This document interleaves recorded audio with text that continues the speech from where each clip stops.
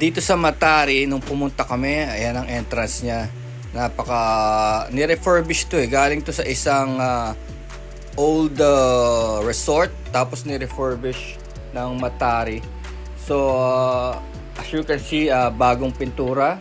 All white, parang Greek buildings. No? So, maganda siya. Tapos as you can see, yung mga halaman niyan ay hindi tinanim, kundi nandyan na siya. Kasi yung old resort is 35 years old na. So yung mga halaman na yan, nandun na yan. Tapos yung mga pools, ayan, inayos na lang. So meron tayong 6 feet. Tapos merong 2 feet pambata. Maganda siya. Tsaka maayos yung pool. Walang mga sharp edges, no? Dahil luma na rin kasi, so inayos na rin. So pag naglakad ka, maluwag siya eh. Kasi ayan yung mga cabins, makikita mo talaga na luma na yung mga bamboo na yan kasi medyo bulok na. Yan pa yung nauna, ginawa nila, ni-repaint nila. Kasi nasa, according dun sa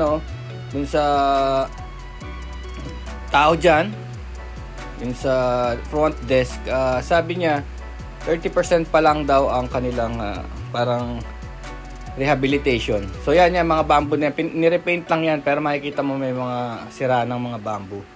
No? Pero yung mga buildings intact yan, tapos bago yung mga facilities, yung mga aircon, gano'n. Tapos yung pool na yan, ito meron silang mga beers. Yan, parang hindi pa rin tapos to eh. Parang dito yung mga yung pagkain, no? Parang may tindahan dyan soon. So hindi pa gawa, bagong pintura pa rin.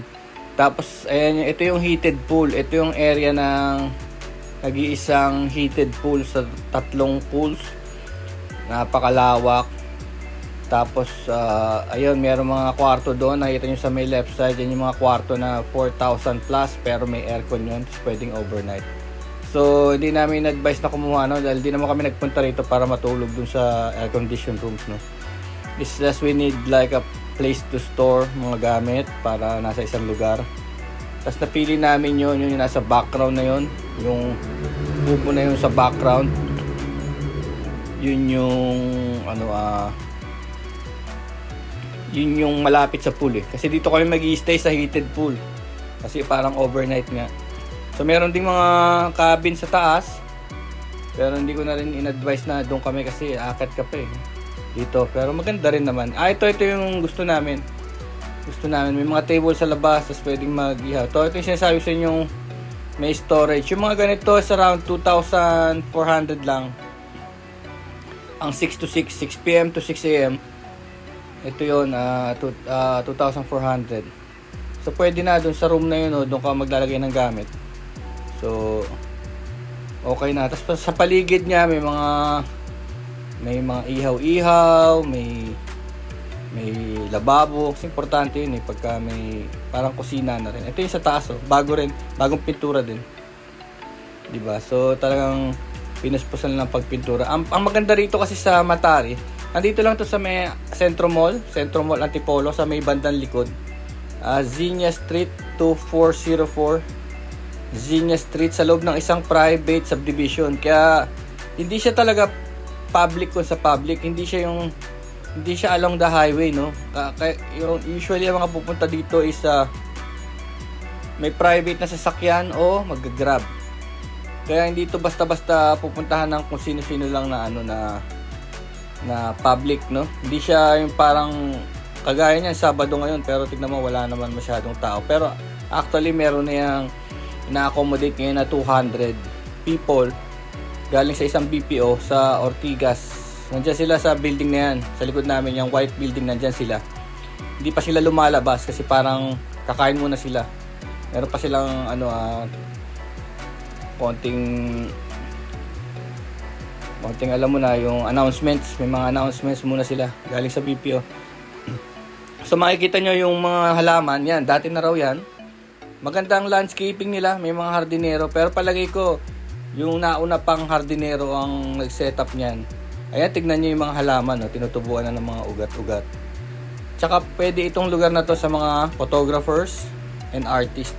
Kasi parang yung pagkaka-setup ng lugar is like a work of art itself eh, no? Pag tinignan nyo, Yung mga piniling halaman is balance na. Ayan, nakikita nyo parang Jurassic Park na yung mga halaman. Kaya maganda yan sa photography, maraming textures. Marami ng textures na makikita. Tsaka modeling. Ito ay actually pumasok kami sa Kings Court. Yun sa pag nasa Sumulong Highway ka, bago mag Centro Mall kung galing ka sa Marcos Highway, kakanan ka sa Kings Court. Tignan nyo na lang sa Google Map, madali lang, Matari. Mattari, Matari Resort. Tapos ang maganda rito, yung corkage, walang bayad ang corkage. Kahit na anong dalhin yung pagkain sa loob, walang bayad, walang corkage fee. Tapos may tricycle in and out, 15 pesos isa, no? So pwede nyo mula McDonald's do sa kanto ng Kings Court, pwede kayo mag-tricycle in and out, 15 pesos. Pero 45 pesos kung mag-isa ka lang, kasi 3 dapat ang maisakay niya, no? So yung ganon, yung hindi masyado maselan, maganda. Tapos pwede kayo magdala ng sarili nyong video, okay. Karaoke, walang karaoke. Kailangan magdala ng sarili, no? So, yun, napakasimple. Tapos ang dito, entrance dito is 240 pesos lang sa day tour. At sa overnight is 300. Magbayad lang kayo ng 30% para makakapag-reserve kayo ng place. So, ganun kasimple. Yun ang maganda dito sa Matari. Hindi masyado mahigpit at malapit lang. At madaling kausap yung nasa front desk, no? So, yun ang gagawin namin.